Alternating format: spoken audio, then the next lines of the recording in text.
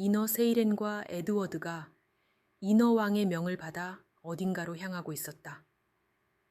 말로만 전해지던 먼 바다의 그곳, 고대 이너 신전.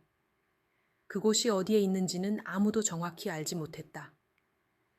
다만 신전에 가려면 반드시 물거품을 지나야 한다는 전설이 전해지고 있었다.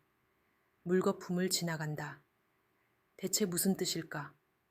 의미를 알 수 없는 말을 곱씹으며 그저 헤엄칠 뿐이었다. 깊고 푸른 바닷속 고요한 수면 아래 어딘가에서 미세한 진동이 퍼져나가기 시작했다.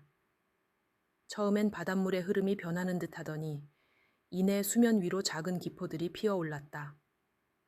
마치 물이 끓어오르는 것처럼 사방에서 자잘한 거품들이 솟아나기 시작했다.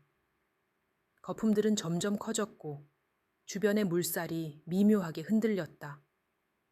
그러더니 순식간에 수천 개의 물방울들이 피어올랐다. 바닷속 한 공간이 온통 물방울로 가득 찼다. 찬란한 빛을 머금은 물방울들이 사방에서 모였다 흩어지기를 반복했다.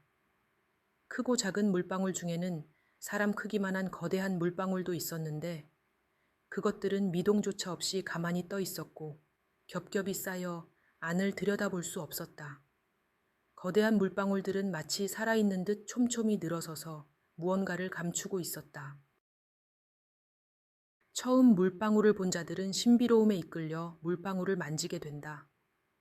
물방울이 손에 닿으면 비누방울처럼 가볍고 부드러워 계속 만지며 놀게 된다. 조금 더 시간이 지나면 물방울 속으로 들어가게 되는데 그곳은 편안하고 아늑하다. 그곳에서는 끝없이 시간이 흐르고 점점 물방울과 동화되어 간다. 더 시간이 흐르면 그들은 결국 물방울의 일부가 된다. 그리고 다른 물방울들과 함께 떠돌며 고대 인어 왕국으로 가는 길목을 지키게 된다. 이것은 모든 인어들이 빠지는 함정이다. 그래서 고대 인어 왕국으로 떠난 후 돌아온 인어는 단 한 명도 없었던 것이다. 인어 왕으로부터 물거품을 조심하라는 경고를 받았던 세이렌과 에드워드는 물거품을 조심스럽게 피해가고 있었다. 하지만 찬란하게 빛나는 물거품들은 은은하게 흔들리며 유혹하듯 반짝였고 가까이 다가가자 마치 그의 손길을 기다렸다는 듯 거품 하나가 에드워드에게 다가왔다. 에드워드가 발길을 멈추고 떠다니는 물거품들을 바라보며 생각했다. 정말 위험한 걸까? 그는 물거품에 손을 뻗었다. 그 순간 부드러운 감촉이 손끝에 닿았고 거품이 마치 살아있는 듯 그의 손을 감싸 안았다. 위험해도 나는 극복할 수 있어. 그리고 에드워드는 거품 속으로 빠져들었다. 그리고 그를 구하려던 이너 세이렌도 거품에 빨려 들어갔다. 거품 속에서는 눈부신 세계가 펼쳐졌다. 사방이 빛으로 가득 차 있었다. 부드러운 광채가 물결처럼 일렁이며 거품의 표면을 타고 흘러내렸다. 시간이 지날수록 거품은 더욱 다채로운 빛을 머금었는데 흔들릴 때마다 금빛, 푸른빛, 자줏빛이 뒤섞이며 아른거렸다. 거품의 모양도 끊임없이 변했다. 처음엔 둥글고 투명했던 공간이 점점 일그러지더니 커다란 거품 속에 자잘한 작은 거품들이 잔뜩 생겨났다. 수정 구슬들이 공중에 떠 있는 듯 보였는데 작은 거품들이 부드럽게 부풀어 오르다가 이내 합쳐지고 다시 흩어지기를 반복해 휘황찬란함에 정신을 차릴 수 없었다. 며칠, 아니 어쩌면 더 오랜 시간이 흘렀을지도 모른다. 그곳에서는 시간이 흐름을 느낄 수 없었다.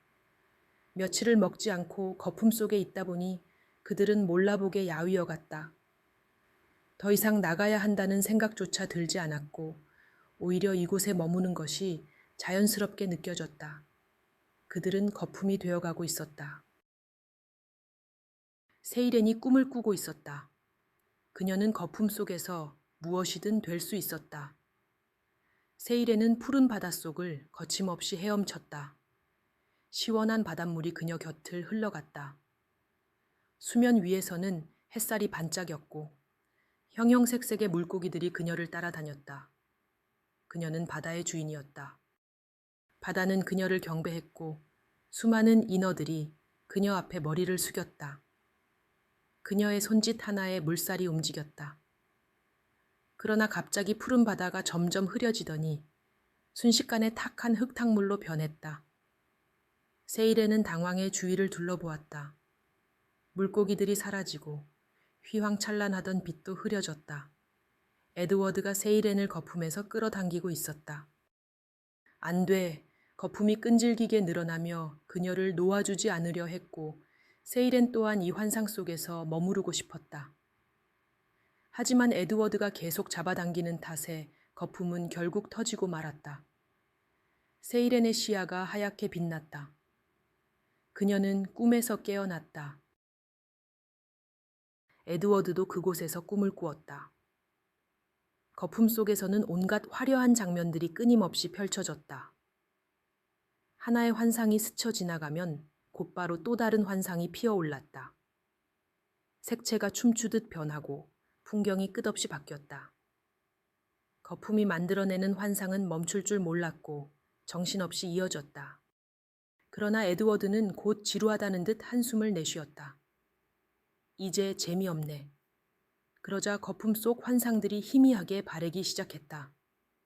이윽고 형체를 알 수 없는 모습으로 번져가더니 결국 사라졌다. 인어들을 현혹하는 화려한 거품은 인간 세계에서 온갖 일을 겪은 에드워드에게는 그저 시시한 환상에 불과했다. 아이러니하게도 에드워드가 인어 세이렌을 구했다. 세이렌과 에드워드는 물거품을 지나 계속 헤엄쳐 나갔다. 얼마 지나지 않아 바닷속이 변하기 시작했다. 물빛이 점점 탁해졌다. 처음에는 흐린 초록빛이 감도는 듯하더니 이내 짙고 끈적한 초록색 액체가 사방을 뒤덮었다. 숨을 들이마실 때마다 이끼와 조개 껍데기가 썩어가는 듯한 역한 냄새가 코를 찔렀다. 미끌거리는 무언가가 몸에 달라붙어 팔을 휘저어 보면 점액처럼 늘어지는 녹조류가 엉겨붙어 있었다. 어렵게 앞으로 나아가던 중 살갗을 긁는 감촉이 느껴지더니 곧 날카로운 통증이 퍼졌다. 악! 무언가가 달라붙어 살을 파고들었다. 소스라치게 놀란 세이렌이 손을 뻗어보니 수없이 작은 물고기 떼가 피부 위를 덮고 있었다. 그들은 떼어내도 입을 벌려 살갗을 다시 파고들었고 한 마리를 떼어내면 더 많은 물고기들이 몰려들었다. 작고 차가운 입들이 피부를 물어뜯었다. 끈적거리는 물, 끝없는 악취, 몸을 갉아먹는 물고기들. 분명 앞으로 나아가고 있었는데 제자리에서 허우적대는 느낌이었다. 눈앞이 아득해졌다. 숨을 쉬고 싶지 않았다. 그냥 이 모든 것이 다 지겨웠다. 하지만 다른 방법이 없어 그들은 고통스러워도 계속 나아갔다. 앞으로 가고 있는지 뒤로 밀리고 있는지조차 알 수 없었지만 의지를 가지고 버텼다. 그렇지만 이제는 더 나아갈 수 없었다. 세이렌과 에드워드는 주저앉았는데 누군가 뒤에서 둘을 밀어주었다. 뒤를 돌아볼 기력이 없어 그 손길에 기댄 채 앞으로 나아갔다. 신기하게도 앞으로 나아갈수록 물이 점점 맑아졌다. 끈적이던 물이 투명해지고 찌든 악취가 옅어지며 가시처럼 피부를 파고들던 잔여물들이 희미해졌다. 그들을 끝없이 지치게 했던 그것들이 사라졌다. 깨끗한 물길을 따라 헤엄치다 보니 어딘가에 이르렀는데 그곳에는 끈적이는 찌꺼기들이 모여 있었다. 나무를 엮어 만든 틀 같은 것들이 쭉 늘어서 있었는데 정화시설인 것 같았다. 물이 완전히 맑아졌다. 숨을 들이마실 때마다 상쾌함이 스며들었다.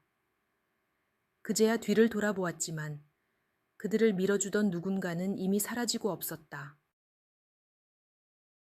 하지만 이게 끝일 리가. 깊은 바닷속 열기가 느껴졌다. 물속인데도 뜨거운 기운이 살갗을 태울 듯 감돌았다. 곧 거대한 용암이 흘러 시뻘건 잿가루가 물속을 뒤덮었다. 물을 정화하던 나무 틀들이 타고 있었고 일부는 이미 잿더미가 되어 있었다. 온몸을 짓누르는 열기, 타들어가는 듯한 공기, 숨이 막혔다. 상쾌한 바다가 벌써 끝났구나. 그들은 탄식하며 뜨거운 잿더미 속을 뚫고 계속 헤엄쳐 나아갔다. 그리고 아무것도 없는 바다에 도착했다. 녹조류로 가득한 끈적한 바다도 상쾌한 푸른빛도 없었다. 아무것도 없는 그곳은 그야말로 죽음의 바다였다. 그때 에드워드가 이상한 낌새를 느꼈다. 누군가 뒤따라오고 있었다. 뒤돌아보니 기묘한 생명체가 조용히 헤엄치며 따라오고 있었다. 사람 형체 같기도 하고 양서류 같기도 했는데 몸의 반쯤은 오래된 조개 껍질로 덮여 있었고 피부는 거친 해초처럼 보였다. 녹슨 갑옷 조각처럼 붙어 있는 껍질 사이로 노출된 살갗은 창백하고 축축했다. 그 존재는 천천히 조용히 그들을 따라오고 있었다. 에드워드는 흉측한 몰골에 질겁하며 소리쳤다. 저리 가. 그러자 세이렌이 급히 그의 팔을 잡아당겼다. 잠깐만, 에드워드. 세이렌은 조심스럽게 그 존재를 바라보았다. 아까 끈적한 바다에서 우리를 도와준 것 같은데, 맞죠? 그 존재는 천천히 고개를 끄덕였다. 그 존재는 무언가를 말하려는 듯 했지만 휘청이며 앞으로 고꾸라져 쓰러졌다. 세이렌과 에드워드는 급히 그에 가까이 다가갔다. 그의 몸은 상처로 가득했고 녹조류가 잔뜩 붙어 있는 것으로 보아 녹조류로 뒤덮인 바다에서부터 계속 그들을 따라온 듯 했다. 잠시 후 그가 희미하게 정신을 차린 듯 하더니 콜록거리며 라고 말하려 했지만 끝내 말을 잇지 못한 채 다시 기절하고 말았다. 그리고 더 이상 움직이지 않았다. 한참 동안 이어진 침묵의 끝에 세이렌이 천천히 입을 열었다. 우릴 도와줬는데 물이 오염되어서 죽은 것 같아.